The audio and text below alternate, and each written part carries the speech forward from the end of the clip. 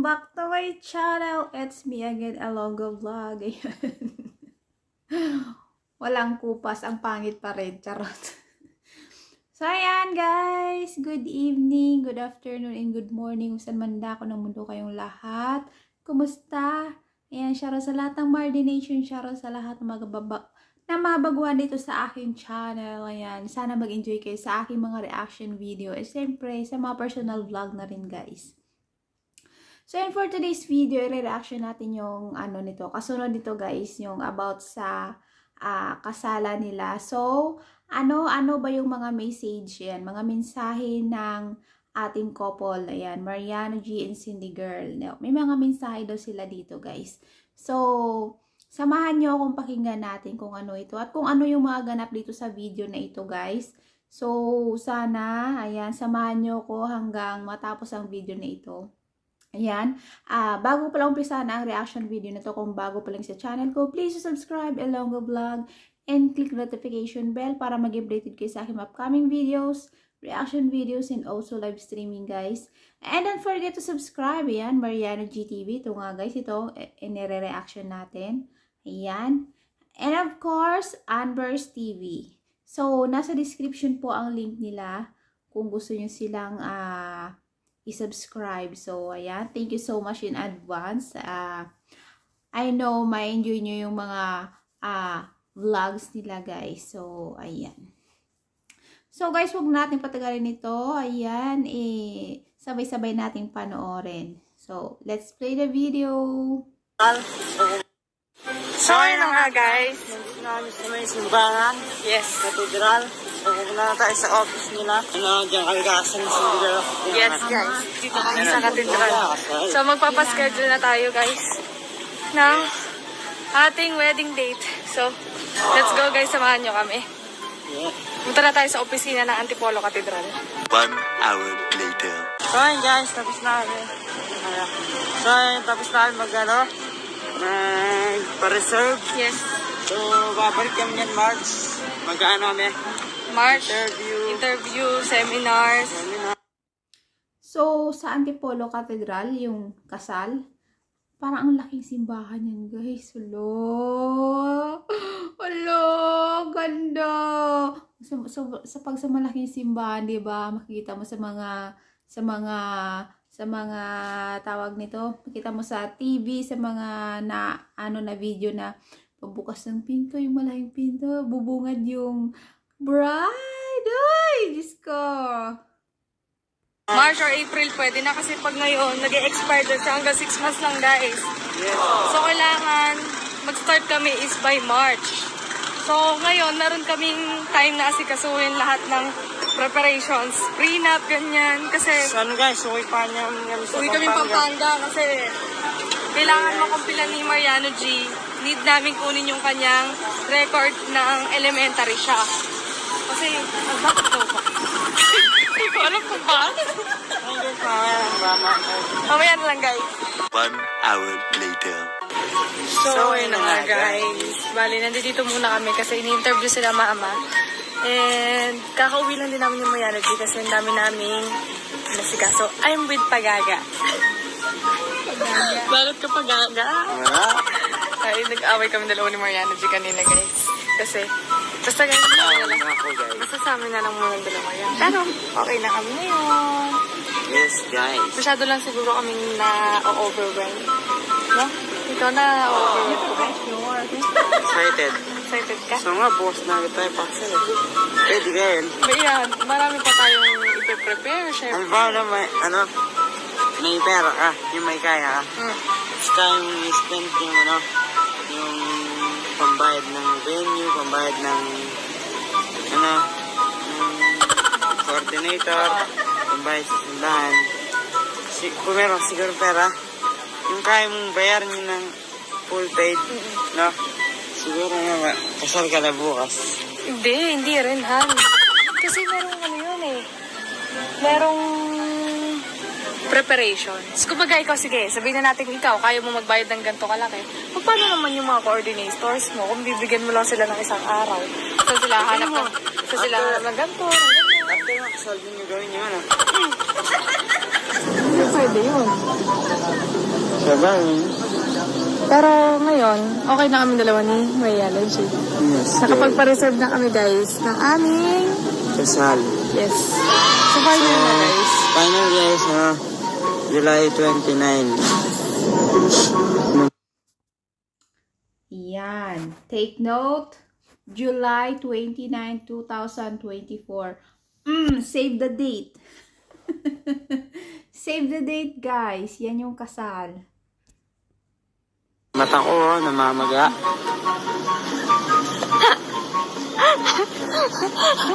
Pag-aagang Mariano G. Ako talaga katapat ko.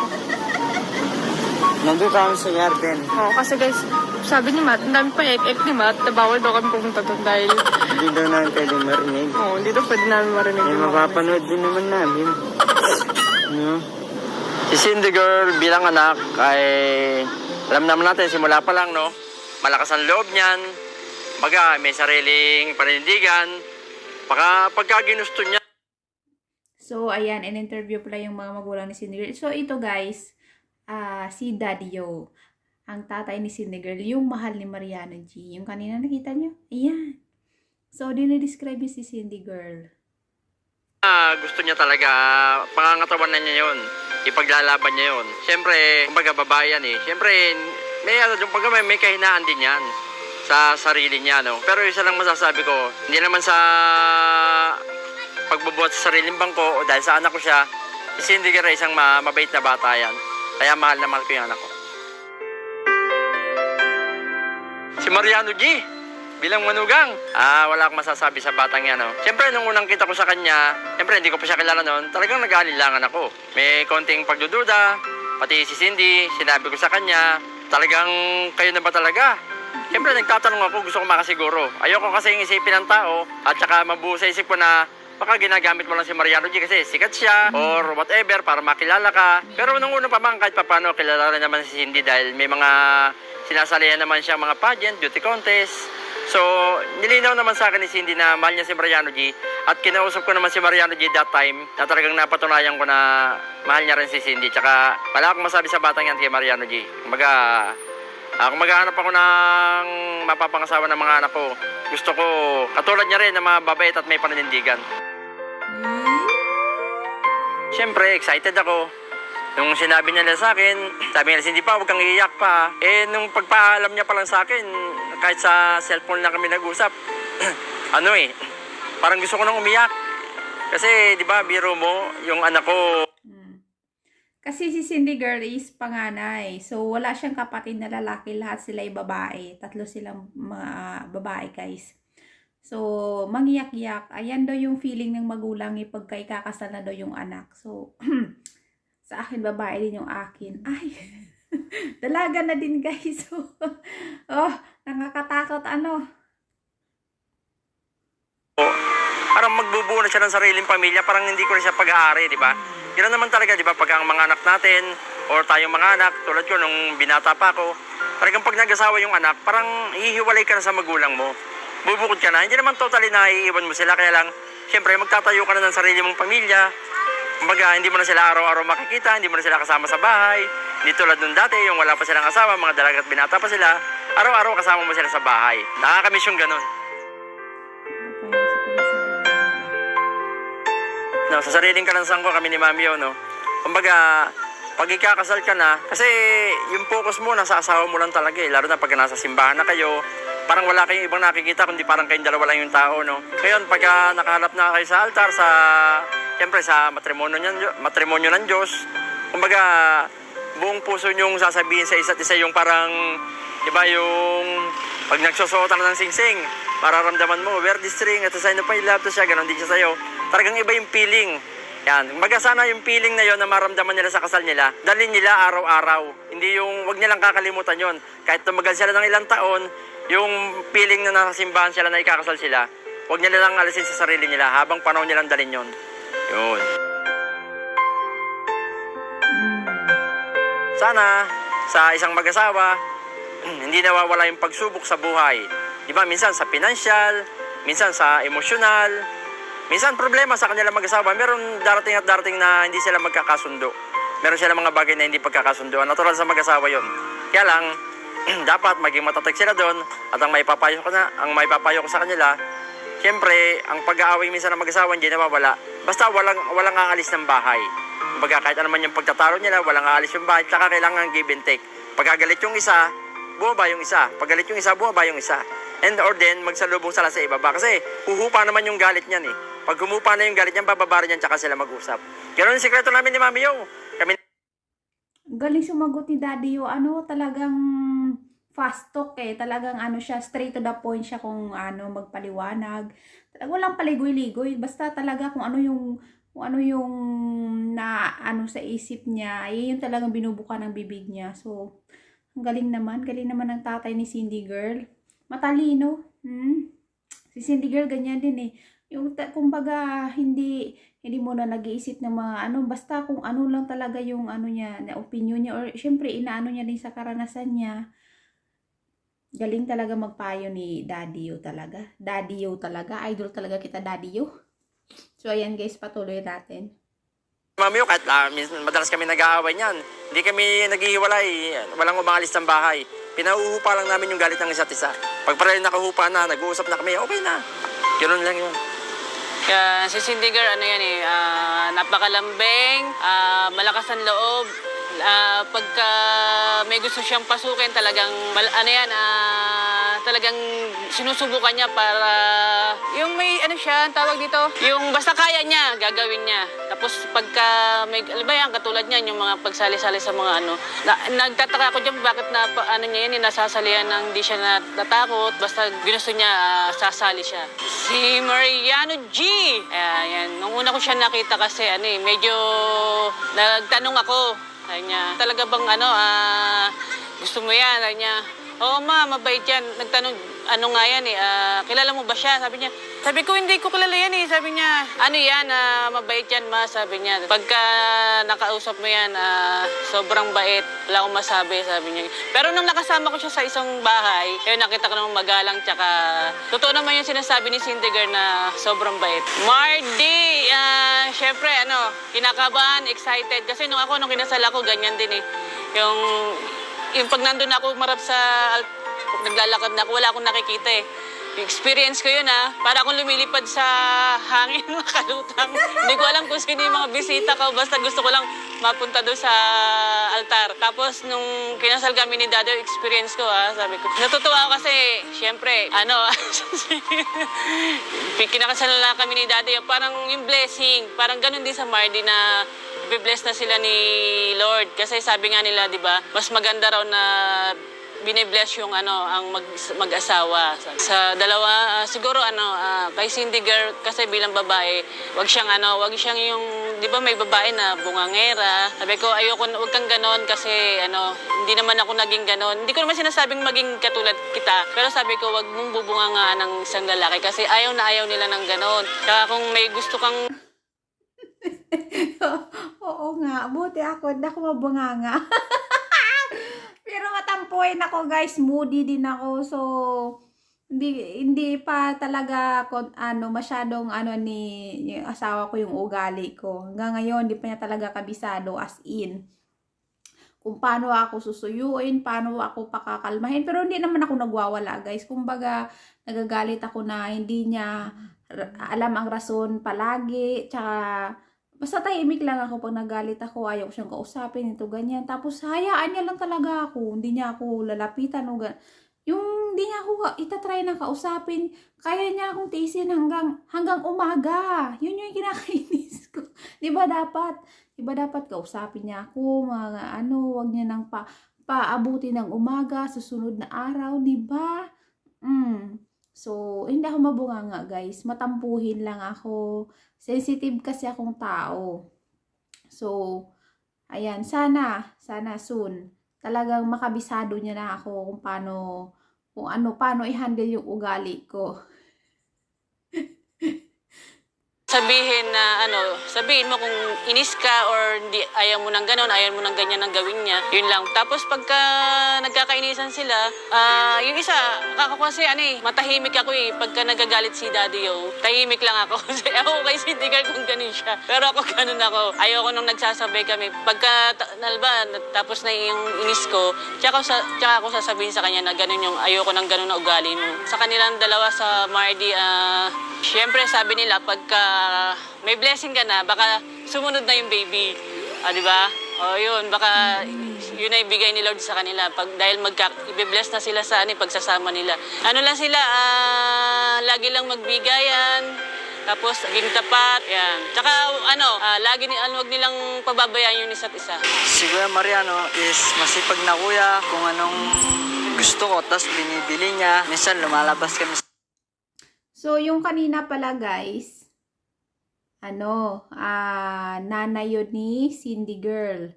So, ito, kapatid ito ni Mariano G. Nakababatang kapatid si Lawrence. So, ito yung interview sa kanya.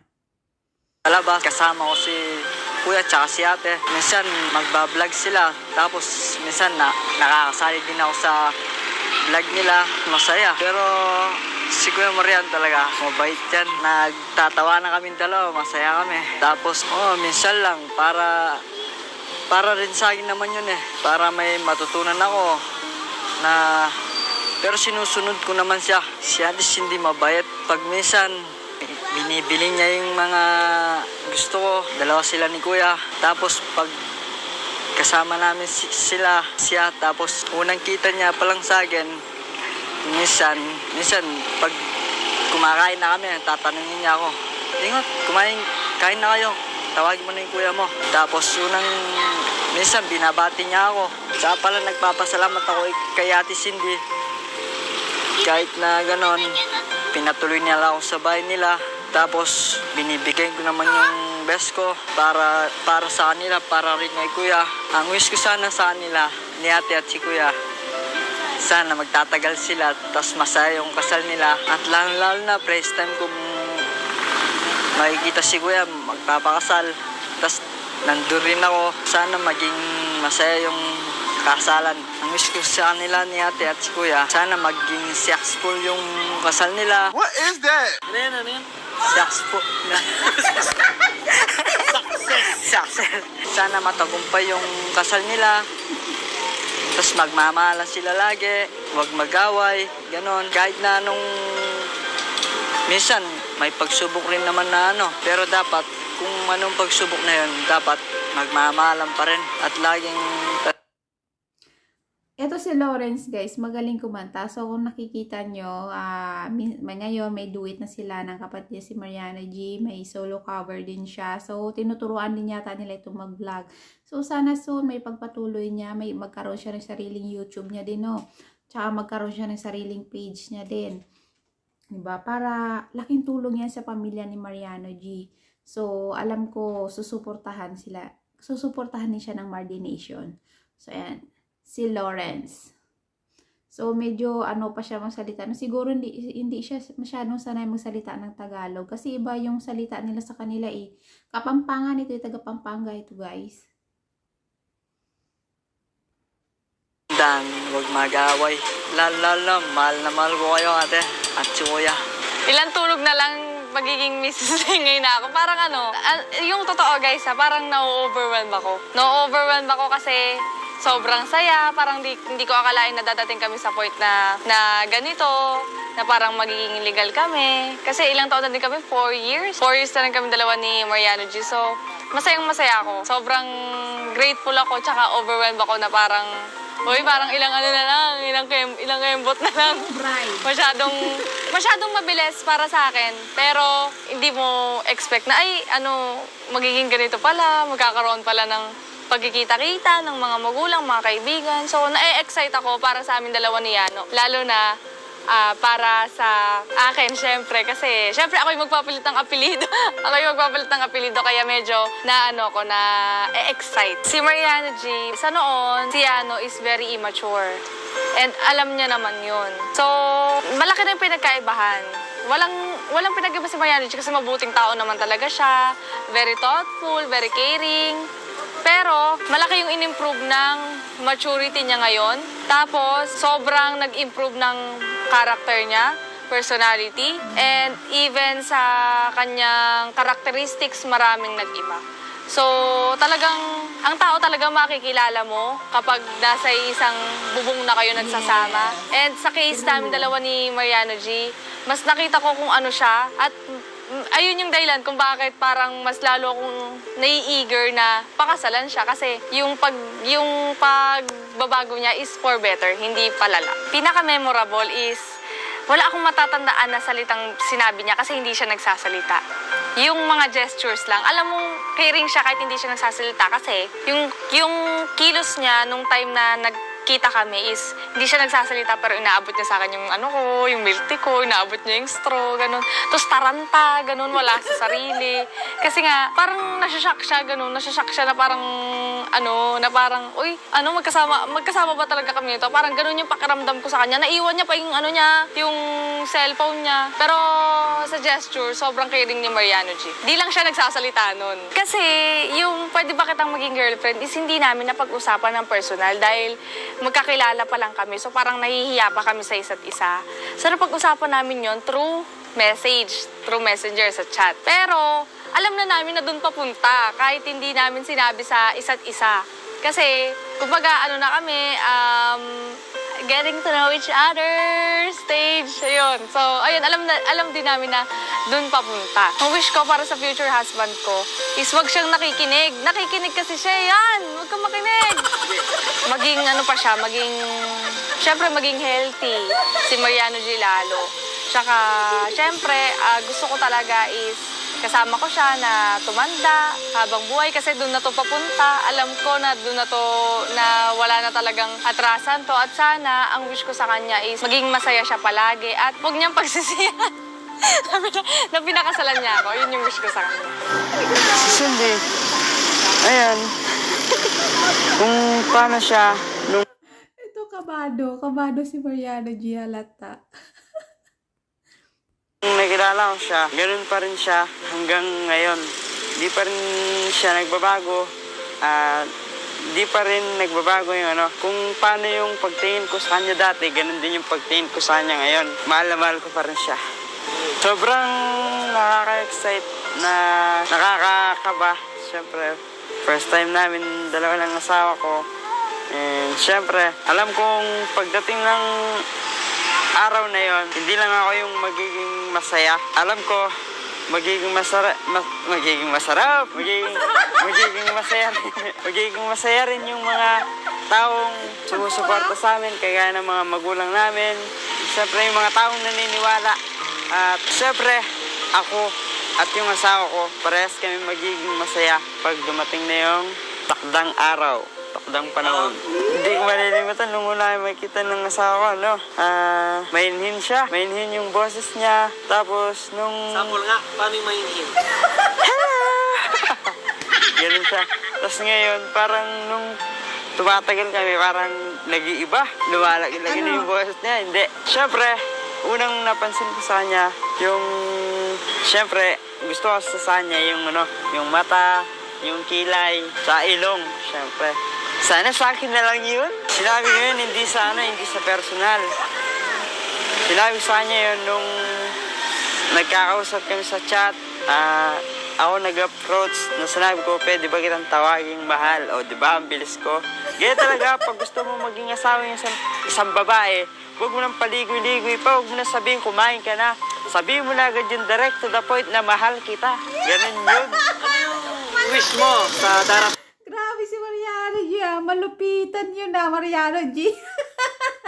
So, ayun Ayun guys. So, through chat lang naging sila. Pero nakita mo na sila sa personal. Tapos hindi sila nag-usap, nagkayaan. Doon na lang sa chat, pinagpatuloy. So, ayan. Natatawa ako na kinikilig ako sa mensahe nila, nila, no? Parang sa, parang dinidescribe nila yung kaniya nilang sarili. So, ang sobrang si Mariano G talaga naman totoo sinabi ni Cindy na sobrang nag-improve siya ngayon. Sobrang nag-improve siya nung nagsama na sila ni Cindy girl. Kasi mas bata siya kaysa doon sa babae. So, konti lang naman yung agwat nila. Ilang taon lang naman. So, ngayon, diba, 4 years na sila. So, matagal na din, guys. So, medyo may edad-edad na din sila. So, kaya nasa tama na sila. Tamang na sila na para magpakasal na din. Na kasal ninyo. Ayan, wish ko lang, syempre, sana marami pang mga blessings yung dumating sa amin dalawa. And syempre, pagbubutihin kong isang mabuting asawa. And syempre, wish ko good health sa aming dalawa. And ayun, marami pang trabaho. Han, sana pagdating ng kasal natin is ganun pa rin tayo. Syempre, di ba? Kumbaga, parang mahalin lang natin yung isa't isa. Huwag tayong magbabago. Kung paano tayo nung una, ganun din tayo.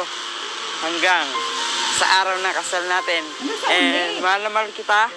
At lahat gagawin ko. Mapagod man ako. Sungkitin ko man yung buwan. Sungkitin ko man yung araw. Ikaw lang yung pipiliin ko. I love you. Ayan. Oh, July 29, 2003, save the date. Oh, ano ba yan? City girls. So, ayan guys, dito na tayo nagtatapos. I'm sure tapos na to. So, ayan, napakinggan nyo lahat guys, no? So, mabilis ang interview lang yun. Oh, kahit ulit-ulitin yung panoorin. Basta yun. So, ayan guys. Thank you so much sa lahat ng tumambay dyan. Kinilig, natuwa. Ayan. So, na-excite, syempre. Especially ang Mardi Nation. Excited na kami. Ilang buwan pang hintayin. Pero, parang feeling namin bukas, makalawang araw, kakasal na sila. So, sobrang excited. So, ayan. Samahan natin ang Mardi sa kanilang journey. Ayan, na-excite talaga ako. Kasi, syempre, pagtapos ng kasal, tapos magka-baby na din sila. Oh, ano kaya? Na-excite ako. Oh my God. So, ayan guys. Thank you sa Mardi Nation. Thank you sa Mardi. At syempre, kasi nakilala ko yung asawa ko ngayon dahil sa inyo. So, kayo inspirasyon ko. Kaya ako nakapag-vlog ng ganito. So, ayan. Pero mahiyaan pa rin ako sa maraming tao. Ayan, okay lang ito sa reaction video kasi at least ako lang mag-isa. So, ayan guys, thank you so much sa lahat ng Mardi Nation. Thank you so much sa walang supportan ninyo sa akin mula noon hanggang ngayon guys. I love you all. Ingat po ang lahat. Kita-kits po ulit tayo sa akin next reaction video. Ayan. Please don't forget to like. Ayan. Mag-iwan din kayo ng comment dyan sa baba guys. Ayan. So, magbababay na tayo. Ayan, babush guys!